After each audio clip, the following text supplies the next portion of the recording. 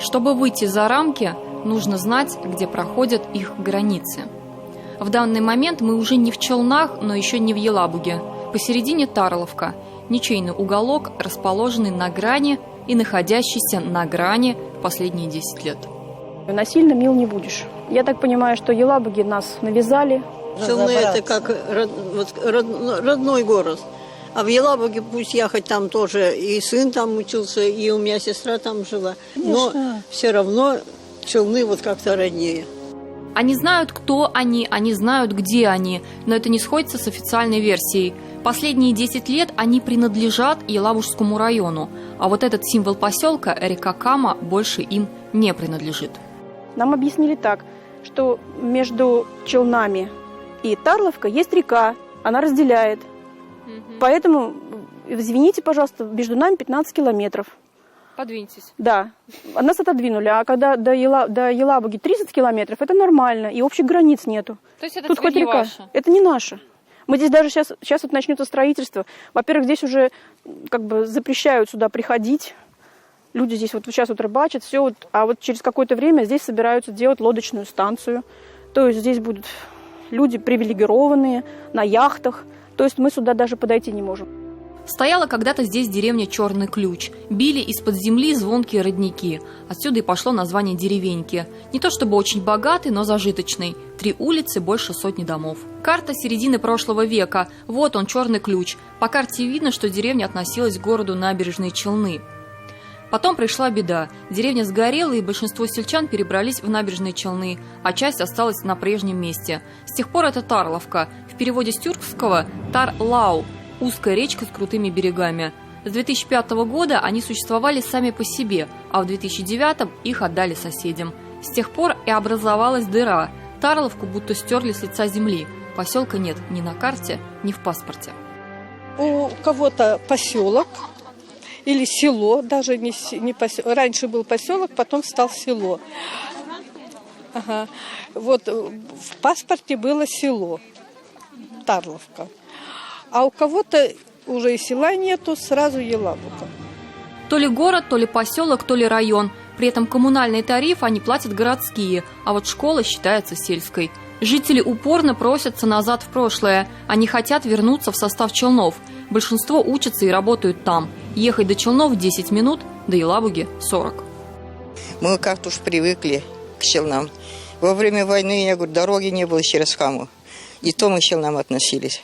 Елабуга нам противоположная сторона. А вот поедешь туда, я говорю, полдня надо терять, все, ждать автобус надо, когда поедешь, ничего.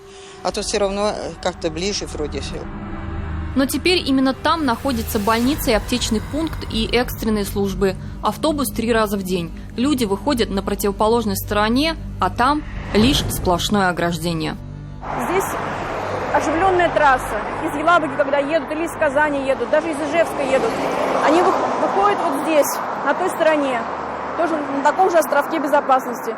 И в любое время года, и зимой, и летом, постоянно вот они отсюда перелезают.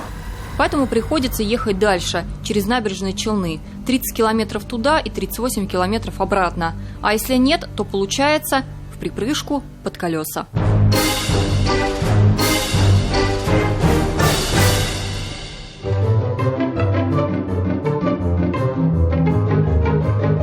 Тарловчане не раз пытались добиться, чтобы дорогу из Елабуги сделали удобной, то есть чтобы разворот и переход обустроили там, где он необходим. Написали коллективное обращение к мэру Наилю Магдееву, собрав 129 подписей, но так и остались пограничными, с новыми хозяевами, но с старыми проблемами.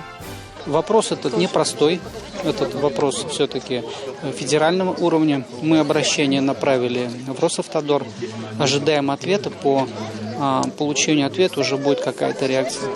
Заколдованная Тарловка – это именно то самое волшебное место, где происходит молниеносное перемещение в пространстве.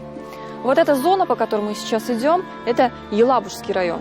Достаточно сделать шаг влево, и вот мы уже в Тукаевском районе. Магия!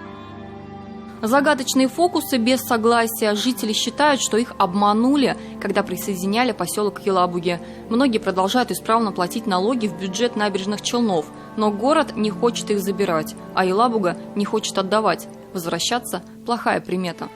Это вопрос не муниципального уровня. Возвращать или не возвращать данный поселок в состав какого-то муниципалитета. Это первое. Второе.